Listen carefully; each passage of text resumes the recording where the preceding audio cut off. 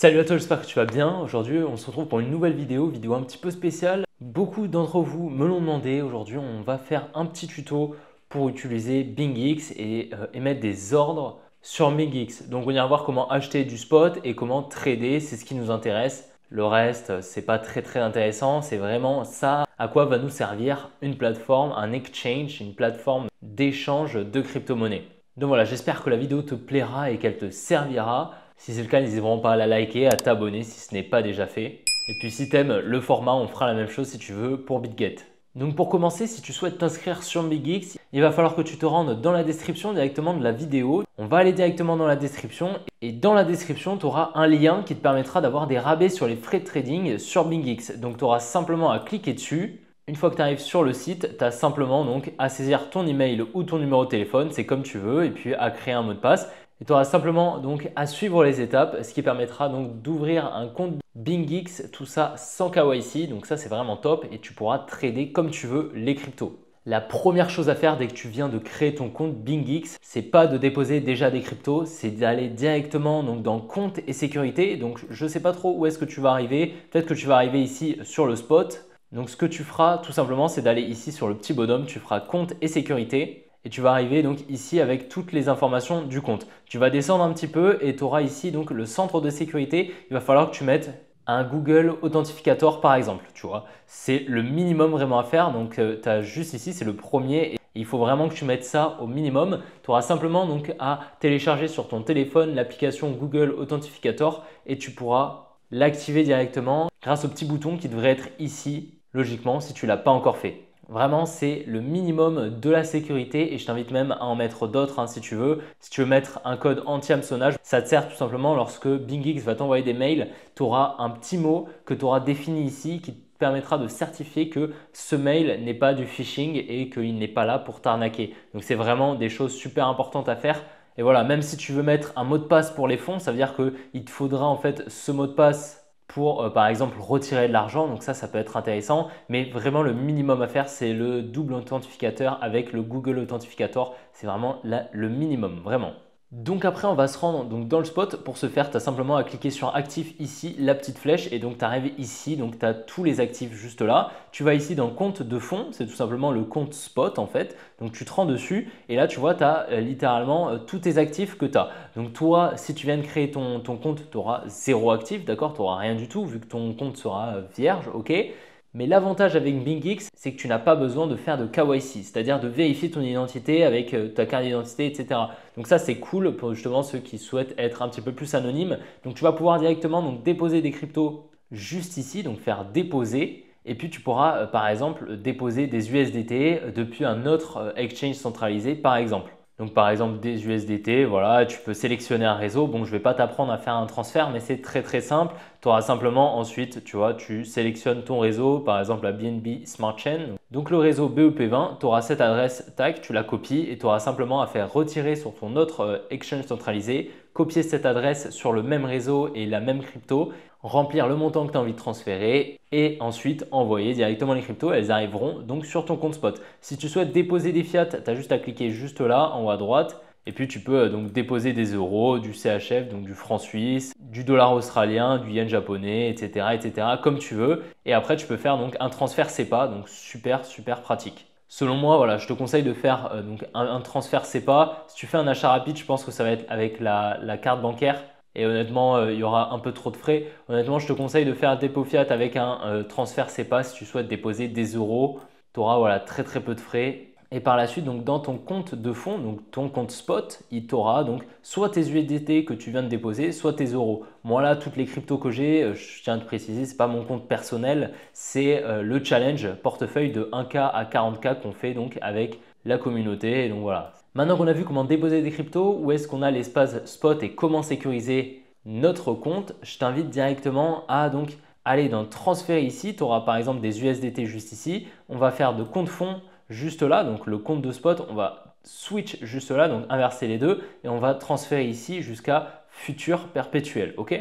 Donc, je tiens à préciser que si tu souhaites transférer des fonds, tu n'as pas de frais, d'accord? Si tu transfères des fonds de la plateforme à la plateforme, simplement d'un espace à un autre, tu n'as pas de frais, tu peux le faire en illimité. Donc voilà, c'est quelque chose qu'il faut savoir si justement tu n'es pas habitué à ces plateformes. Donc moi, je ne vais pas le faire parce que j'ai déjà un petit peu d'argent, j'ai 500 $ déjà que j'avais mis sur l'espace futur.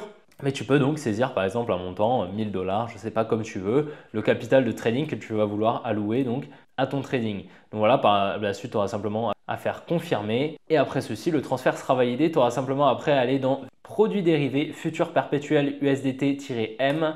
Et tu vas directement arriver ici donc sur la plateforme de trading avec du levier. La première chose à faire, c'est déjà que tu vas passer en isolé. Peut-être que de base, ça va être croisé. Tu vas passer en isolé parce que le croisé, c'est beaucoup trop risqué et en fait, ça n'a pas de sens de faire que ça. Ok. Donc, en termes de risk management, ça va réellement en fait te tuer. Donc, il ne faut vraiment pas faire ça. Le levier, tu mets vraiment ce que tu veux. Alors, si tu commences, je t'invite à aller voir des vidéos, alors te rendre sur le groupe Telegram qui est directement en description. On t'apprendra à calculer la taille de ta position afin que ta perte soit cohérente avec la taille de ton stop loss ainsi que le pourcentage que tu as envie de perdre sur ton compte de trading afin d'avoir un risk management extrêmement carré pour que, par exemple, si tu perds un trade, que tu perdes par exemple 1%, mais pas que le prochain trade, tu perds 4%. Ok. Il va falloir que chaque trade que tu vas perdre la même somme afin que justement tu aies une régularité. Et puis par exemple, un trade où tu vas faire 8 de risk-reward, et bien, tu vas gagner 8 fois en fait ce que tu vas risquer. Donc c'est super intéressant et c'est super important en trading que tu te renseignes sur le risk management. Donc voilà, c'est pour ça que réellement il y a un flou complet dans l'effet de levier. Beaucoup de gens pensent que l'effet de levier très très haut, c'est extrêmement risqué. Alors oui, c'est risqué si tu ne sais pas l'utiliser, d'accord? Mais en réalité, ce qui compte, ce n'est pas l'effet de levier, c'est la taille de ta position, d'accord? Qui va vraiment influer sur ton risque. En fait, le levier va simplement en fait diminuer l'allocation que tu vas faire toi, ok? Le levier, c'est simplement un prêt que tu vas faire, hein, littéralement, qui va te permettre en fait d'allouer moins de ton capital à ta position. Mais si par exemple, je ne sais pas, hein, tu as besoin donc de créer une position de 10 000 $ en risquant 1%, donc 100 $, et que tu as 10 000 $ sur ton compte, ben, tu te mets en levier x1 avec un stop loss qui te permet donc de perdre simplement 100 $. Et puis là, c'est OK, tu vois, tu as ton stop loss qui est parfait. Par contre, si tu veux, par exemple, perdre 100 $, donc 1% de ton capital, mais que tu n'as que 100 $, eh bien, tu vas utiliser un levier pour avoir justement cette position de 10 000 $. Donc voilà, vraiment, fais attention quand même. N'utilise pas un levier x125 si tu ne t'y connais pas en risk management. C'est très très important. Donc si tu n'as pas de risk management carré, je t'invite grandement à aller te renseigner sur le risk management. Sinon, utilise du levier en dessous de 10, d'accord? En dessous de 10, mais surtout utilise un stop loss, ok? Par exemple, tu mets un levier comme ça, tu vas donc utiliser les USDT que tu as. Tu vois ici, j'ai 500 USDT juste ici. J'ai envie de rentrer par exemple en long sur le Bitcoin. Donc là, je peux choisir la taille de la position que je veux. Donc par exemple là, en achat, j'aurai 0.0347 Bitcoin. Et en vente, étant donné que j'ai un levier x76, j'aurai une plus grosse position. Et là, tu vois, on est 10 fois plus, hein, un petit peu plus que 10 fois plus. Donc 0.4329, ok, Bitcoin. Parce que du coup, la taille de la position va être, comme tu le vois ici, en unité donc de la paire que tu as. Ok. Donc par exemple, tu peux modifier ici, tu peux mettre par quoi en USDT. Donc c'est vraiment assez bien. Et par exemple, je ne sais pas, hein, tu as envie d'injecter 500 $, bah, tu vois, tu mets le maximum et tu injecteras 500 $. Donc ça, c'est vraiment très très bien et assez bien fait, je trouve. Donc là, tu as plusieurs types d'ordres. Ok. Il va falloir que tu sois un petit peu à l'aise avec ces trois types d'ordres. Donc le premier, c'est le limite. L'ordre limite en fait te permet de vendre au-dessus du prix actuel et d'acheter en dessous du prix actuel. Par exemple, si tu mets un ordre limite mais que tu mets ton ordre limite ici, qu'est-ce qui va se passer? Le broker, il va t'exécuter ici. Parce qu'en fait, l'ordre limite te permet en fait de t'arranger. En fait, le broker, si tu mets ton ordre ici, il va se dire OK, il veut acheter plus tard. Eh bien, je vais l'arranger, je vais acheter ici, ce sera plus intéressant pour lui. Ok. Donc l'ordre limite s'utilise simplement dans la partie inférieure sous le prix. Ok. Tout ce qui est inférieur, tu vas pouvoir mettre un ordre limite en achat. Ok. L'ordre limite en vente, il va pouvoir se mettre au-dessus du prix. D'accord. Pour shorter, et en fait, tu vas attendre que le prix vienne te chercher pour par la suite redescendre. Et en fait, ton ordre limite, il sera par exemple ici. Ok. Donc, je vais te mettre un petit graphique sur l'écran qui te permettra peut-être d'un petit peu mieux comprendre. Je t'invite à faire peut-être une capture d'écran pour bien comprendre l'ordre limite. À côté de ça, tu as l'ordre de marché. L'ordre de marché, ce n'est pas très compliqué. Tu vas simplement être exécuté au prix du marché. Donc, par exemple, j'ai envie d'acheter pour 500 $ de Bitcoin. Tac, je prends ça, j'appuie sur position longue. Je vais être exécuté au prix actuel. D'accord? J'ai pas d'ordre et tout à remplir. Donc, ça, c'est top. Ça peut être pratique, ça dépend un petit peu sur quel trade tu vas vouloir rentrer, si c'est urgent, si c'est du scalp, si c'est plutôt un swing, etc. etc. Donc ça, c'est à toi de voir. Après, tu en as un troisième, là où tu avais une problématique avec l'ordre limite où tu ne pouvais pas rentrer à l'achat au-dessus du prix. Par exemple, tu vas pouvoir utiliser le Post Only Maker, on appelle ça plutôt l'ordre stop. C'est pour ça sur le screen, tu vas avoir stop. Mais les exchanges crypto, étant donné que les cryptos, c'est plutôt mainstream, ils vont utiliser des mots un petit peu différents. Mais en réalité, on appelle ça un ordre stop pour pas que les utilisateurs se confondent en fait avec un stop loss. Mais c'est complètement différent. Donc on va mettre post only, d'accord? C'est l'ordre maker où vous aurez moins de frais lorsque vous utiliserez cet ordre, ok?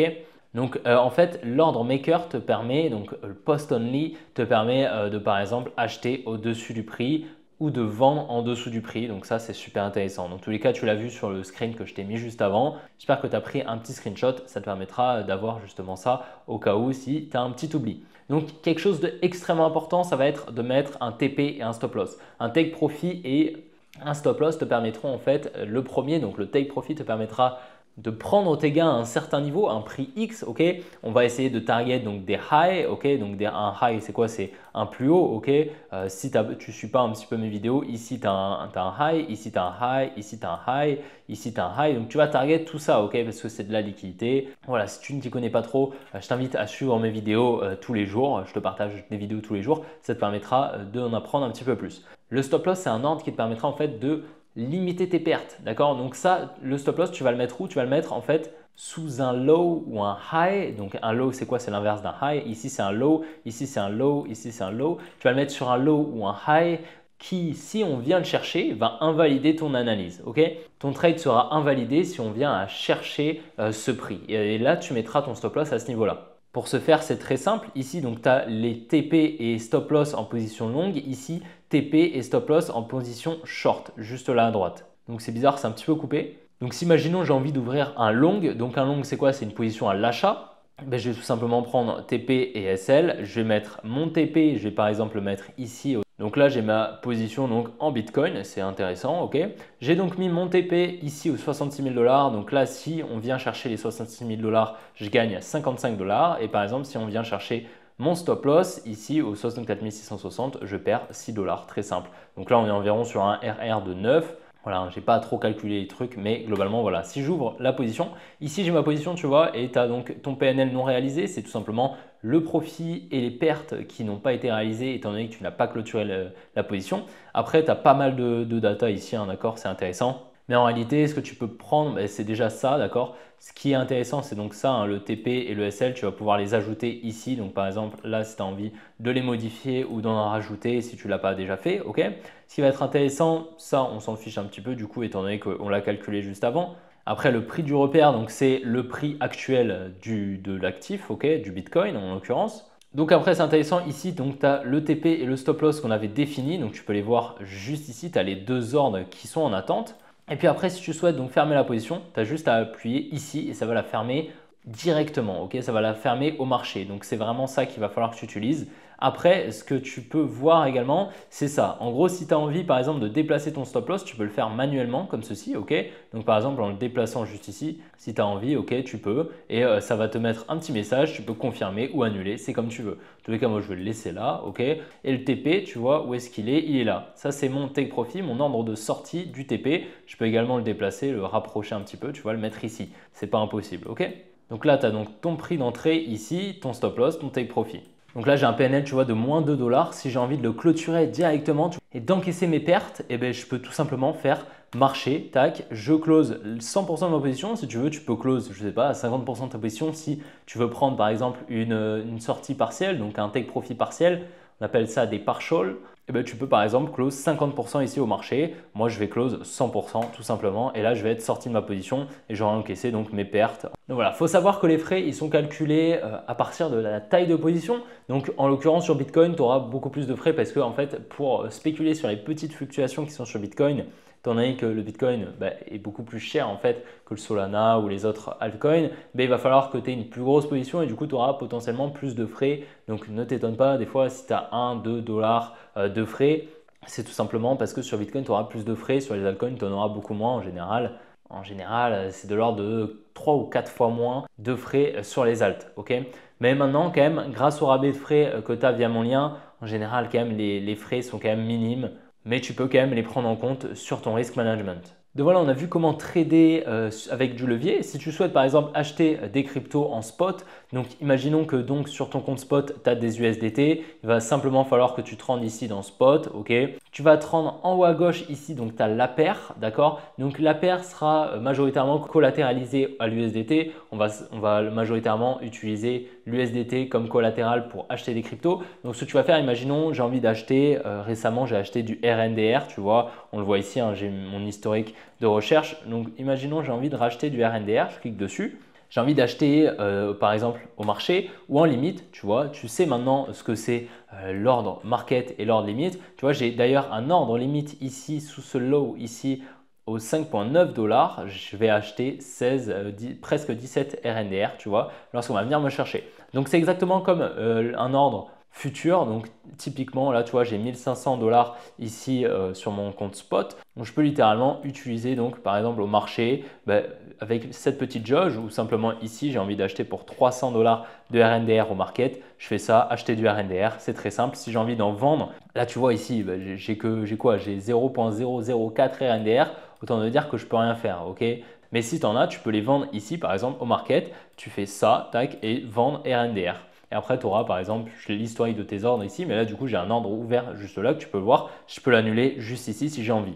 Donc voilà, et par la suite, si tu as envie par exemple de retransférer encore tes USDT de ton compte futur à ton compte spot par exemple, tu fais transférer. Tu fais donc un petit swap juste là entre les deux et là tu as donc ton compte fonds à droite et ton compte perp ici, tu vois, j'ai 497 $ et je fais tout par exemple, je fais confirmer et voilà, j'ai mes USDT qui sont revenus ici et j'ai 2000 USDT juste là, tout simplement. Voilà, franchement, la plateforme BingX est franchement assez clean, j'aime beaucoup l'utiliser et je la trouve très très agréable. Dis-moi ce que tu en penses en commentaire et n'oublie pas, si tu souhaites t'inscrire, je t'invite vraiment à utiliser le lien qui est en description.